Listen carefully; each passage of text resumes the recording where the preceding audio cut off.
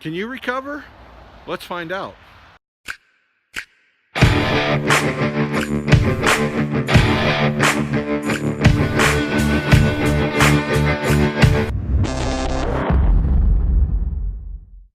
Recovery gear. It's very important. You need to be able to recover yourself when you're traveling, whether you're traveling in the desert, whether you're traveling in the backcountry or the deep woods, down a Forest Service road. You need to be able to self-recover or even help somebody else that may need to be recovered.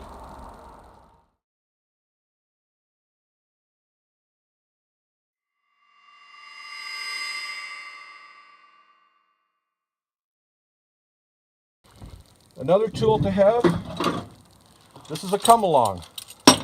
This is a 4,000 pound capacity. Now, what that means is under a strained load, you don't want to go more than 4,000 pounds. But on a rolling load, this will do just fine at recovering a vehicle. I have winched a Dodge 2500 diesel truck up onto a 3-foot high flatbed with this exact come along right here. And this is another 4,000 pound come along. This whole thing, along with my chain, I was able to winch the truck up onto the trailer, a 30-foot trailer, no problem. It rolled up, it was in neutral, rolled up just fine. So I carry 2 of these. Do I always need 2? No. But what if the vehicle I'm recovering, or what if my vehicle that I'm recovering is stuck at a strange angle that has more pulling force? If you were stuck on an incline where you had to get up over that incline, you're exponentially increasing your pull rate.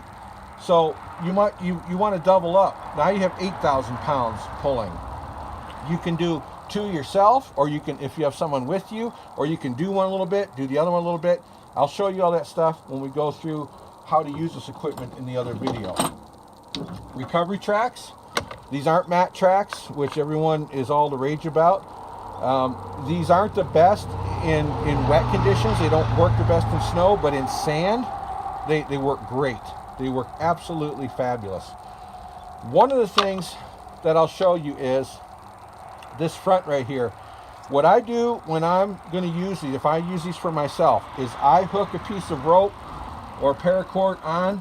I wrap it around here, and I'll tie it to the ball on my hitch, and that way when I get out, I drag these with me, and I don't have to worry about going back and maybe recovering them in wet conditions, getting all wet or whatever. They pull along behind me, and I'll show you that in the other video as well. But this is a great, if you can, these are AeroPro. I actually got these at the pawn shop. It had the price on here. They were like $3 that I got these for, and they retail for around $60 brand new. But I've carried these, I've used them a few times, and they do work. They don't work that great unless you have an aggressive tire in the snow, but if you have an all-terrain or mud terrain style tire, they do work really well. And sometimes all you need is that little bit of traction to get up out, and boom, you're on your way. Next thing, when I am recovering, I might be recovering somebody that's on the highway, on a road, on a paved road. So one of the things that you need to do is you need to warn oncoming traffic. And that's why I carry these reflective triangles. A lot of people say, oh, carry flares or carry those LED ones that flash. Here's the problem with that. Number one, flares wear out. That means you have to carry spare flares. You have to keep them going. You can get 20-minute up to 60-minute flares. These, they never wear out. They constantly reflect. People coming up will see them. This is my preferred. I like low tech.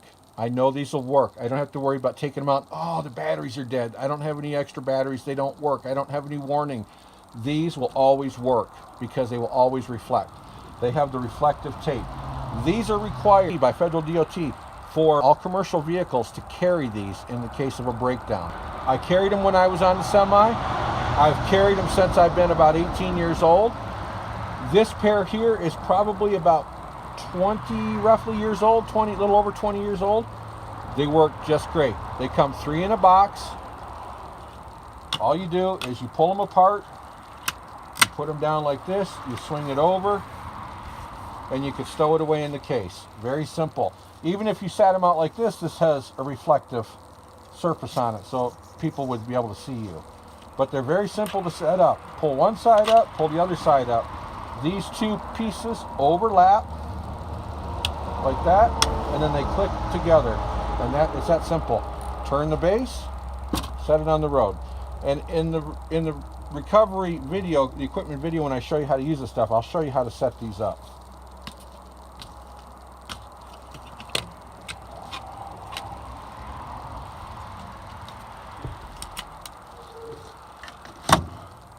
Another thing I carry, jumper cables. This is a small pair for smaller vehicles. I don't need to pull out my big ones for a small vehicle.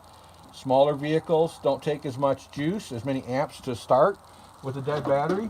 I do have a second pair here.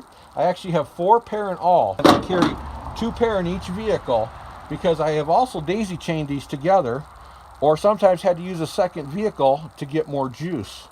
So having multiple sets of jumper cables, good quality. Don't buy the cheap $8 set. They don't work.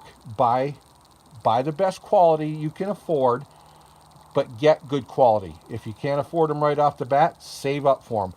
It's better to have good quality that's going to last than have to keep replacing junk. It's that simple. Another thing I always carry, a tire plug kit. And some of you might be saying, what is a tire plug kit? Well, part of your recovery could be that maybe you got a nail in or a screw in your tire and you need to get back on the road. And how are you going to do that if you have a hole in your tire? Well, that's what a plug kit is for. And here I have, you get a nail in it, you pull the nail out, you have a reamer here to ream out the hole. I have different size plugs. These are for light truck tires. These are for automotive type tires. These are some heavier duty light truck tires. I have all kinds of plugs. I also have rubber cement, different types of rubber cement, and I'll show you how to plug a hole in the tire in another video. I don't have any holes in my tires, thankfully, right now, so I can't demonstrate that, but I wanted to show you. A tire plug kit it's one of the most essential pieces of gear. I have plugged many tires in the past. I've had holes in my tires from going off-road. People that have thrown out old lumber and left nails in the backwoods areas where I've off-roaded. So I've gotten holes in my tires. I've had nails, I've had screws, I've had all different kinds of things in my tires that I've had to plug the holes. So a tire plug kit is absolutely one of the key pieces that you want to have in your recovery gear. This by itself, you could carry no matter what vehicle you're in. Maybe you're going in a friend's vehicle and you guys are going to go do some off-roading or backcountry traveling, camping, what have you. This could save you having this from a world of hurt and a large headache. So a tire plug kit, carry it. I mean, I put this in this little canvas bag. It's small enough, you know, you can carry it in any kind of little bag, and it's just golden to have. On top of that, this is for changing a flat tire if you need. I'll get into a tool video later on in this series, but these are absolutely wonderful to have. They break the lug nuts free easily, and it's just a key piece of equipment that you should carry with you. I carry a small tarp. It might be muddy. It might be snowy. You don't want to get wet. You don't want to get dirty. Maybe you have good clothes on when you have to recover. A small tarp like this is another piece of gear that you really want to carry with you. It's a necessity. I have this foam pad, lightweight, doesn't take up a lot of room. I can use it for a lot of things. I can put it on a chair and sit on it as a cushion. I can kneel down on the ground. It's just an invaluable piece of gear that you really should have with you. Rope. I have all kinds of rope here for lashing and tying and whatever else I might need. So I carry these sections and I keep them, well, this one came undone, but I usually keep them grouped and taped off in sections. These are about 10 or 12 foot sections right here, and I can use them for a lot of different things when recovering. So pieces of rope, 550 paracord would also work. It's just a really good idea to always carry some kind of rope with you. I can lash these together to extend them to make them longer, whatever the case might be. I don't always want one long piece of rope. Sometimes I want separate pieces that I can tie together or what have you. So it's always good to have something like that. First aid kit. First aid kit is key. And I will go over the contents of this in another video, but I wanted to show. Carry a first aid kit when you're doing recovery. You never know when you might need to use some of the equipment in here. You might get a cut, you might get your finger smashed. I mean, there's any number of things that can happen during recovery, so you always want to have a first aid kit on hand. A shovel. I carry 2 shovels at all times. This is what's called a grain scoop. This works great in sand and in snow if you need to move big volumes of snow from under your tires.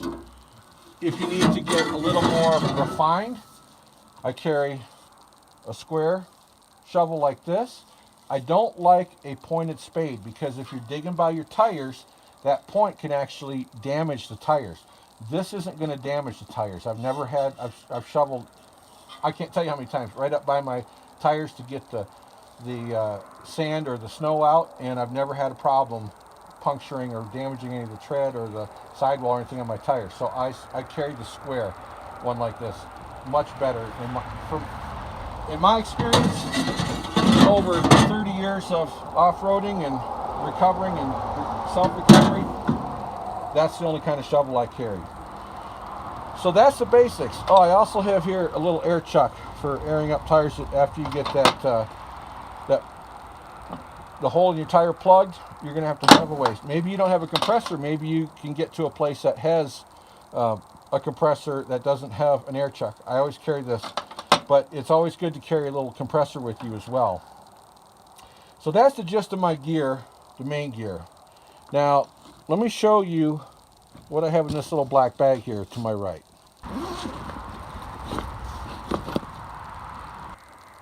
In this bag here, I have my tow chain. I have 2 tow chains actually, and I'm not going to pull them all out because they're very heavy. But what I do, this one here is the end that you can hook around to make a loop in the chain. But sometimes you might need to pull to hook onto the frame of another vehicle to pull. So I put this on and I carry both. This way I have both hooks. And then the other end is a bigger, heavier duty hook. And I get the biggest, heaviest duty one I can so that I can hook it on to like axles and things of that nature, that I get a good purchase on what I'm trying to pull. So both of my chains have hooks, have a hook set up like that. These are heavy, they're bulky, they're cumbersome, so I'm not going to pull them out of here. But I have 2 tow chains that I can pull with. I don't really recommend chains. I've seen chains snap. As the old saying goes, the chain is only as strong as the weakest link. And sometimes you can have a weak link that can snap. So you don't want to be fooling around with chains if you don't know what you're doing. It's best to get the straps and leave the chains to people that have more experience or maybe a little more professional if you're not well equipped to understand how to use them properly. Chains are not something that you want to have slack and then pull. These are not meant, tow straps are meant to be what they call snatch straps. And those where you can snatch a vehicle out by leaving, like a rubber band, you leave a little bit of slack in it and you take off, and the snapping effect will jerk it out. You don't do that with a chain. A chain you do under tension. You only pull with a chain, you don't snap. And I'll show you that when we go through how to use the recovery gear. So there you have it. That's the gist of my recovery equipment. I do have a few other pieces that are not in here. They're in the other vehicle. But the other vehicle's in the shop being repaired. So I will add those in the other video and kind of show you the additions.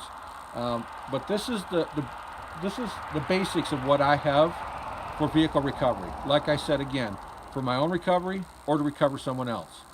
Recovery, if you're going to travel and you're going to travel any distance from home, it's paramount. You really need to have recovery gear. I can't stress that enough. Tow truck's not always available. Cell signal might always be available. So you need to be able to recover yourself in a situation where you get stuck, or maybe someone else is stuck and you need to recover them. Until the next video, I appreciate you being here. I appreciate you taking the time out. Please like, subscribe, and share. And I'll see you in the next video. Until then, journey on.